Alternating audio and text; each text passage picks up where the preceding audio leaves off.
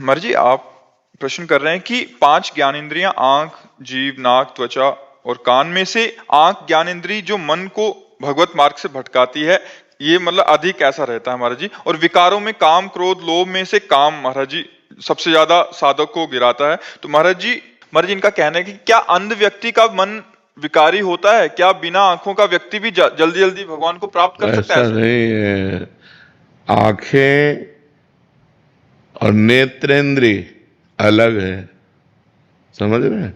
ये नेत्र गोलक है, इनमें जो पावर है देखने का नेत्रेंद्रिय है, वो बिना नेत्र गोलक के भी देख लेगी। देखो आप, जब आपके नेत्र बंद होते हैं तो स्वप्न में आप देखते हैं ना, सब व्यक्ति, वस्तु, स्थान, पदार्थ देखते हैं ना। वो कहां से देखते हैं?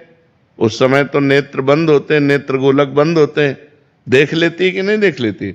आप जब कल्पना करते हैं तो कल्पना में जो दृश्य दिखाई देता है वो कहां से दिखाई देता है? नेत्रेंद्रिय से दिखाई देता है। तो ऐसा नहीं कि जो आंखों का अंधा है उसको भगवान के चिंतन में सहयोग, ऐसा कुछ नहीं।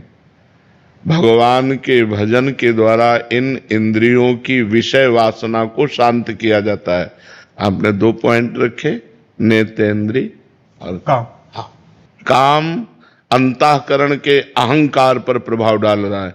बाहर की इन इंद्रियों को फोड़ने तोड़ने से न ब्रह्म ज्ञान हो जाता है, न भगवत प्राप्ति हो जाती है। बात समझ रहे हो? इन सबका जो विकारों का प्रभाव कहां होता है?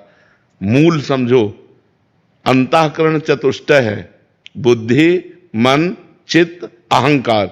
जो अंतःकरण में अहंकार है, इस पर सारे विकारों का प्रभाव होता है। अगर ये देहाभिमान गलित हो जाए तो भगवत प्राप्त हो जाए। गुरुदेव, आप एक प्रसंग सुनाते हैं अपना ही, कि कोई आपने किसी 90 साल के बुजुर्ग से पूछा था।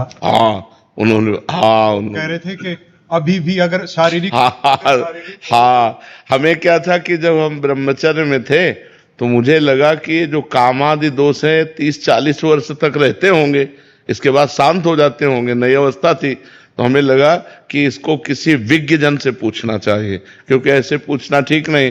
तो गांव के वो प्रधान थे और वो 92 वर्ष की अवस्था के थे और बड़ी श्रद्धा रखते थे और गुरु आश्रम में आते थे। तो एक दिन उनके नजदीक बैठकर पूछा, हम कहा देखो आप अन्यथा बुरा मत मानना, हम अपनी जिज्ञासा प्रकट, क्या आपके अंदर?